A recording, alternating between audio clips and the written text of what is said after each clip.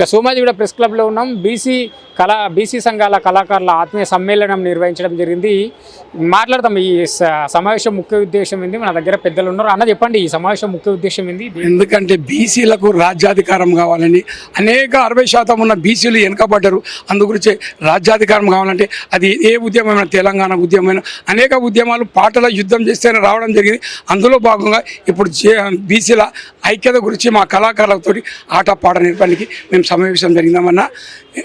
మా గద్దరన్న అప్పుడే చెప్పిండు, కుమ్మరోళ్ళ ఇంట బుట్టి కొండలేదు, బండలేదు, మంగళోళ్ళ ఇంట్ల బుట్టి కత్తి లేదు, బదిలేదు, సగలోళ్ళ ఇంట్ల బుట్టి సావు బట్టగొనలేదు, సగలోళ్ళ ఇంట్ల పెట్టి సావు రేవు లేదు.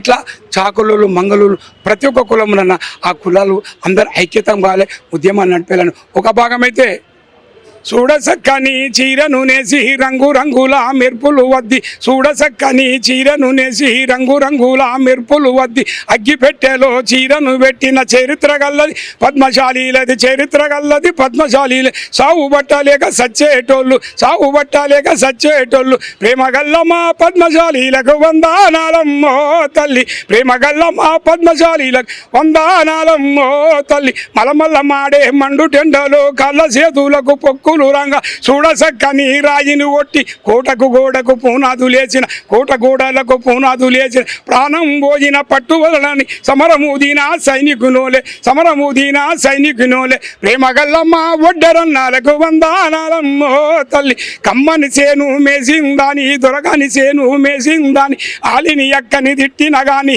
గొర్రెల గుంపును ముందరేసుకొని మెల్లంగా మన పల్లెకు చేరిన, మెల్లంగా మనకు పల్లెకు చేరిన ప్రేమగల్ల మా ప్రేమగల్లమ్మ గొల్ల కుర్మాలకు వందనాలమ్మో తల్లి.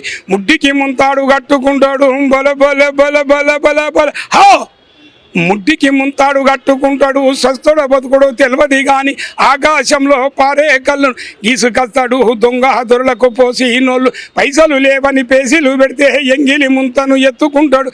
వాడవాడా తిరిగి కళ్ళ మిన్నోళ్ళు ఓపిక గల్లా గౌడ అన్నలకు వందనాలమ్మో తల్లి. ఈ ప్రపంచంలో, భారతదేశంలో ప్రతి ఒక్క కులం వృత్తితోటే ఈనాడు మానవ సమాజానికి అన్ని విధాలు చేసేది కుల వృత్తి. ఈ బీసీ ఉన్న వర్గాలకు అధికారం రాలేదు. ఎందుకంటే సిరిసిల్ల అద్భుతమైన పద్మశాలి సంఘం ఉన్నాడు, కానీ అక్కడ ఏమి ఇస్తలేరు. అక్కడ జరిగిన భారతదేశంలో, తెలంగాణ రాష్ట్రంలో అక్కడ జరిగిన ఆత్మహత్యలు పోవాలంటే, రైతులు రాజు కావాలంటే ఈ బీసీ రాజ్యం వచ్చినప్పుడే అవుతుందని. జనాభా పరంగా అత్యధికంగా ఉన్నది బీసీలే. బీసీలు మరి జనాభా పరంగా అత్యధికంగా ఉంటాయి.